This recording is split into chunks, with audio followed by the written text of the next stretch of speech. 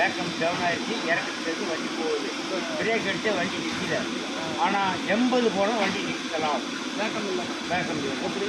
எப்படின்னா ஹேண்ட் பிரேக்கில் எக்ஸ்ட்ரா போட்டு 4 வால்வ் இருந்து ஒரு வால்வ் அட்டாச் பண்ணிக்கலாம். ஹேண்ட் பிரேக் பக்கத்தில் எல்லா வண்டியிலையும் எல்லா வண்டியிலும் இந்த வண்டியிலே இருக்குது. அதுக்குள்ளே 80 பவுண்டு காற்று ப்ரெஷர் பண்ணி அதுக்குள்ளே டியூப்பில் 80 காற்றை பண்ணி அனுப்பி அப்போ என்ன பண்ணுறேன், ஹேண்ட் பிரேக்கை ஒரு டியூப் கழிச்சு விட்டு 2 டியூப் போட்டேன். 80 போகிற வண்டி அப்படி பாட்டில். சரி, வண்டி வேகமாக போகும்போது ஹேண்ட் பிரேக் போடக்கூடாதுன்னு சொல்கிறாங்க. அது ரன்னிங்கில் எமர்ஜென்சியில் யூஸ் பண்ணலாம். எமர்ஜென்சியில் அந்த பிரேக் நீ யூஸ் பண்ணலாம்.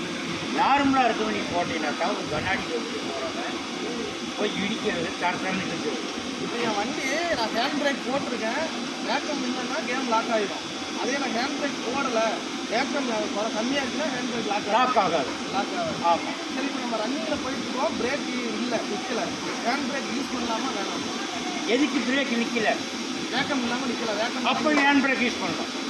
வண்டி அர்த்தம் எதுவும் ஒன்றும் பண்ணாது. அப்படி எப்படி நார்மலாக பிரேக் பண்ணி இல்லை, அவ்வளோ ஸ்பீடில் நம்ம ஃபுல் ஃபோர்ஸில் ஹேண்ட் பிரேக் யூஸ் பண்ணும்போது அதை எப்படி கவுன்னா மெதுவாக தான் கவும். கப்புன்னு பிடிக்காது. ஆனால் பழைய வண்டியில் கப்புன்னு பிடிக்கும். கப்புன்னு பிடிக்கும். இப்போ வந்து நம்ம எப்படி பிரேக் அப்ளை பண்ணால் இந்த ரேட்டுக்கு ஏறும், அதே மாதிரி தான் ஏறும். பிஎஸ்சியில் இது ஒரு ப்ளஸ் பாயிண்ட். Plus point. அதே மாதிரி இன்ஜின் ஆஃப் ஆச்சுன்னா பயப்பட வேண்டிய அவசியம் இல்லை. ஹைட்ராலிக் லைலாண்டில் ஹைட்ராலிக் ஸ்டார்டிங்கில் ஹைட்ராலிக் பவர், இன்ஜின் ஆஃப் ஆச்சுன்னா மேன் பவர். இன்ஜின் ஆஃப் ஆகிடுச்சுன்னா உன் பவருக்கு ஸ்டேரிங் வந்துடும். அதாவது கொஞ்சம் டைட்டாக இருக்கும். அதான் மேன் பவர். மேனுக்கு என்ன பவரோ அந்த ஸ்டேரிங் வந்துடும்.